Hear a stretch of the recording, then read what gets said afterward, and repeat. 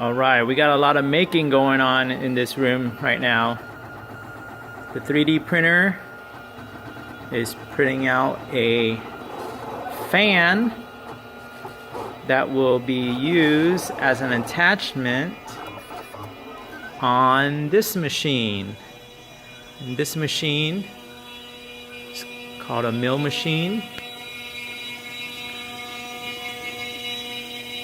So it works the opposite of what a 3D printer does. It cuts away material from a solid stock. And that's called subtractive manufacturing, whereas 3D printing is additive manufacturing. It builds up the material layer by layer. So you can see here there's a lot of sawdust that just stays on top of the part as it's cutting.